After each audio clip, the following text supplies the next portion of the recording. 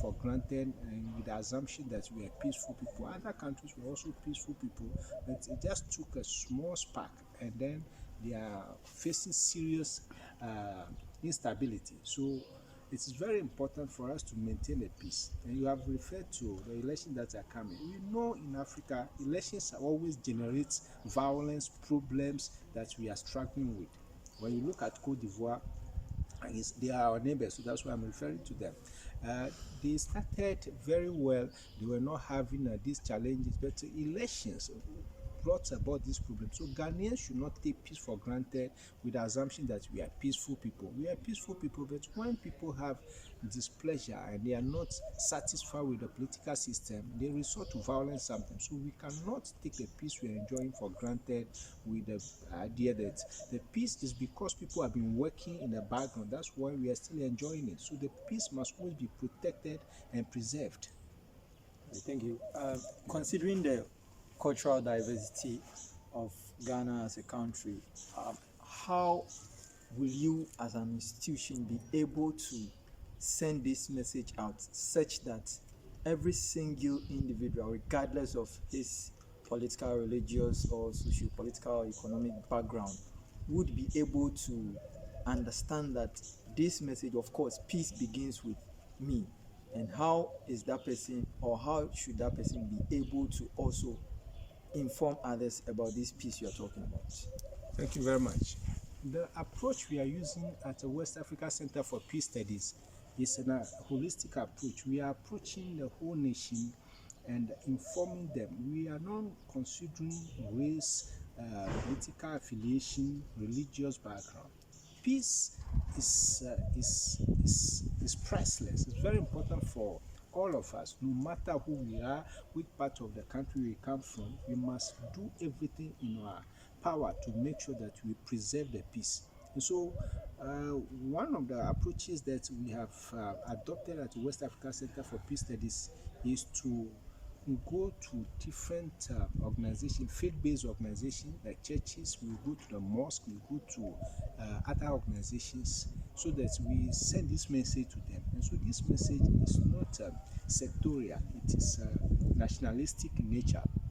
We are talking to everybody, because no matter what you do, when there's instability in this country, you cannot carry out your business, you cannot do your profession, you cannot have that serenity of mind to do whatever you want to do. So peace is not a political issue. Peace is a nationalistic issue. It concerns everybody, the young, the old, and all the genders are concerned.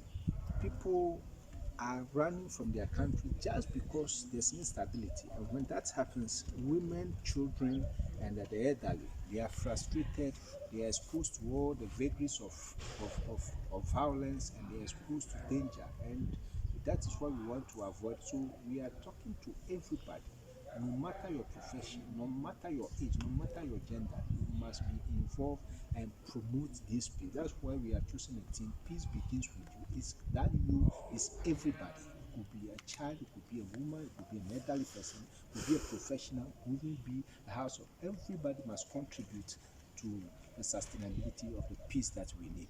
Right. If I understood you well, in your submission, you made mention that the approach West Africa Center for Peace Studies is using is to go to various organizations, churches, religious bodies, schools, and other institutions just to educate them on the need to build peace and, of course, sustain that peace.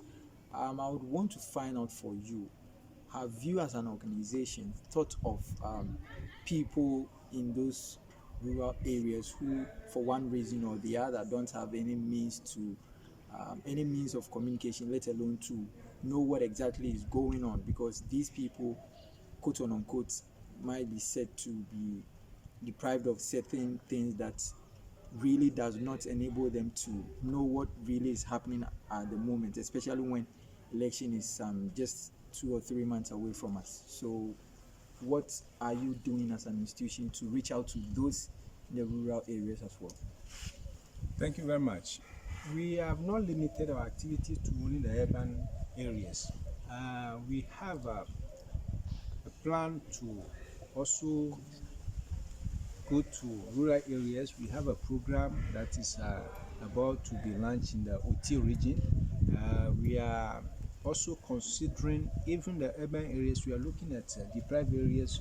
That is where most of the time politicians use people who are struggling. When they are given some incentives, then they are used as weapons or agents of violence. So this message is not limited to only the metropolitan areas. We are considering the rural areas as well, because violence has no borders. It's like a flame. It burns everywhere. So we want to educate the whole country. So we have not limited our activities to only the urban areas. Thank you so much. Viewers, I'm here with Mr. Godwin Kwadwan, who happens to be the programs manager at West Africa Center for Peace Studies. We just want to take a breather. We'll be right back. Stay tuned. Na nipa bana mi ni hɔ a hyɛ asɔre fie wɛ ha ana watermelon na hyɛ fie wɔ twama na na aba ye meat pan na mary ayi watermelon na mendi. I was talking to Mr. Godwin Kwada, who happens to be the programs manager at West Africa Center for Peace Studies. And their message for this year's election is peace building begins with you. And of course, I've asked him a couple of questions. He has explained what West Africa Center for Peace Studies stands for or represents, and their goal or their objective, what they do as an institution. Back to you, Mr. Kwada. You talked about the fact that your organization is not, or in one way or the other, not trying to be selective in terms of the approach you are using to educate Ghanaians on peace building. And you talked about the fact that you are actually gradually taking it step by step to, as much as possible, reach out to those in the rural areas. Of course, if these people are ignorant of peace building, they can be used by perpetrators as agents of violence or conflict to ignite all of these conflicts. And so, my next question is that how are you as an organization also planning or thinking of reaching out to these huge political parties, because you know they have a lot of supporters, and should something didn't go right or don't go right with one political party, because of their influence on their supporters, perhaps they can just speak a word or two into their ears, and all of this might generate into something we really don't want to see or we really don't want to experience as a country. So what are you doing also in terms of reaching out to these political parties with a lot of supporters, just so you would educate them also that peace of course begins with them, and that they should rightly send that same message onto their supporters, so that things would be okay before, after, and during the election too? Our approach, we have factored all the political actors into how we are going to send a message across. When we talk about the churches or the faith-based organizations, these members of these churches or faith-based organizations, they are members of political parties as well. So by giving them this message at their various places of worship, we are sending a signal that, look, when you go and you are carrying out your political activity, make sure that you remember the country, what you profess. Every religious person who talks about being for peace. Let it be practical. And apart from that, we have other programs also lined up. For instance, we are thinking of having a float when we will announce publicly through the main street of our area of operation, especially in Tema, in Accra, and other places. And these activities which are involve the political parties, their representatives, the MPs, the assemblymen, the political activists in the area, the youth, and all these people. So this message, it is the duty of each one of us to send a message to other people. When you are a member of a political party and you are also a member of a church or a mosque, when we give this message, you send it to your other members or your leaders. They say, look, we, West Africa Center for Peace Studies, has come to us and has informed us that the elections must be devoid of violence, must be devoid of instability. So let's abide by that so that we can protect our country. There's no political party that doesn't want the welfare of the country. It's just a difference in ideology. So we have factored them into it, and our program that we have lined up, we will invite them, we'll get them involved, so that they will talk to their supporters that elections is about development, elections is about ideas, how can we make the country better. So we have not left them out at all. They are also the integral part of what we are doing. All right. We know that during every election year, there are some parts of the country that is noted to be hotspots or flash spots as far as elections are concerned. Of course, these are places where, there's a high possibility of violence occurring or happening simply because of the friction between opposition at those places. I want to find out from you again, as you as an institution, what have you taken into consideration to educate these people within these flash spots on the need to build peace and, of course, see themselves as a country, one people? Of course, the violence wouldn't be something that would leave us anything positive. So what step are you taking to educate these people on the need to build peace and, of course, sustain it once it happens to be kind of conflict prone zone or something? What are you doing about that? Thank you very much. Elections, all these years, all the elections we've been having, we have all identified places that we call flash spots or hotspots. And in the years preceding this current election year, we had a flash spot, and we have thought that the number will go down. But in this year, for instance, the police administration has identified more than 6,178 flash spots. This figure could be more or less, in the sense that some places were not considered flash spots in the past, but on election day, they can become hotspot as well. So we are not limiting ourselves to only places that have been identified as hotspot. Any place can become a hotspot. Or when people value the message, they know that peace is more important than violence.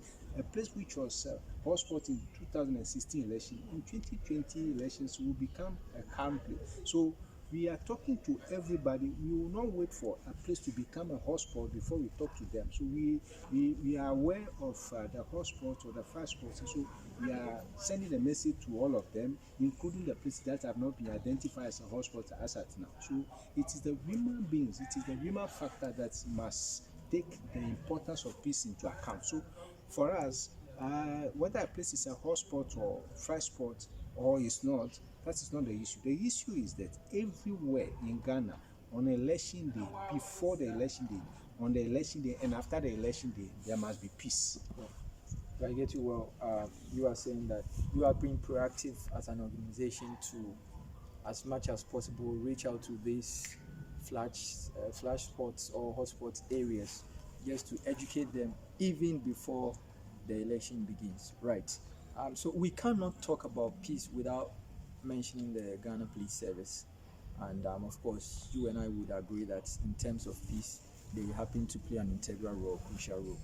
And so again, I would want to find out, have you had any kind of consultation or engagement with the Ghana Police Service as far as peace is concerned? And of course, the election is also key part.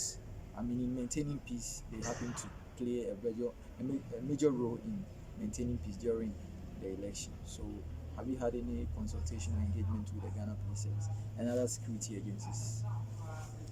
Yes, the Board of Governance of West Africa Center for Peace Studies is made up of professionals from different backgrounds. They include professionals from the military, from the police, and so we are very much aware of the role the police service plays in maintaining the peace.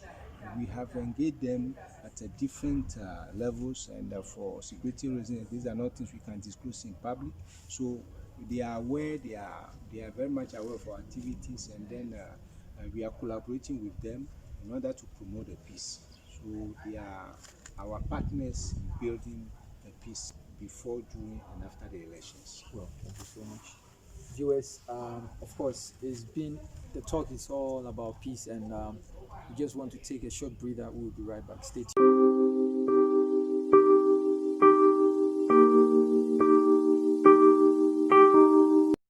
Be the programs manager at West African Center for Peace Studies, and I would want to know what really does West Africa for Peace Studies stand for, and what do you represent as an organization or an institution?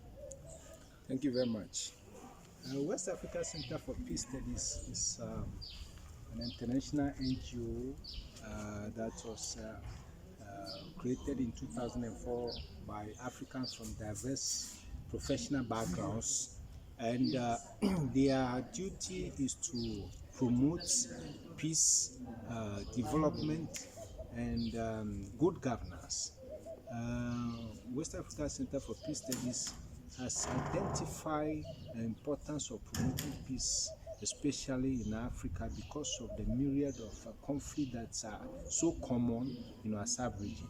So that is the basic reason why West Africa Center for Peace Studies was established, to promote and sustain peace. All right. Well, I say that Ghana, for instance, is noted to be the beacon of peace in the sub-Saharan region. And so why do you still want to educate Ghanaians on the need to build peace and, of course, to maintain it, especially when election is just close to us?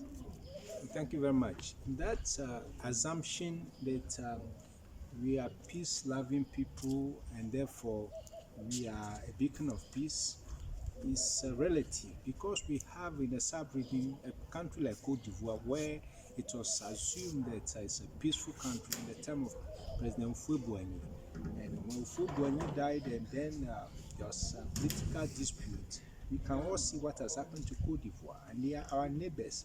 And Ghana, we have had situations where we were on the brink, or on the verge of having challenges. But it is just because of the intervention of God, and then sometimes the work of Talk has been peace building, and I'm here in the studio with Mr. Godwin Kodan, who happens to be the programs manager for West Africa Center for Peace Studies. Before going for the breather, you talked about the fact that you've had several stakeholder engagements with the Ghana Police Service and, of course, other security agencies, who, in one way or the other, you've had positive responses from them, and of course they're giving the assurance of maintaining peace before, during, and after the election. So just to wrap up, I just want to find out from you, what one message do you have for all Ghanaians as an organization? Or one message do you have for all Ghanaians? Thank you very much. Our message is simple.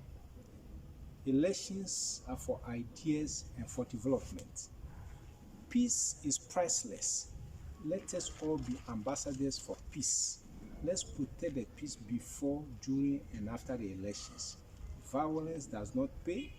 Violence will not take us forward, it will take us backward. So peace, peace, and peace. Thank you very much. All right, thank you. US, this brings us to the end of the show. Thanks for watching. See you next time.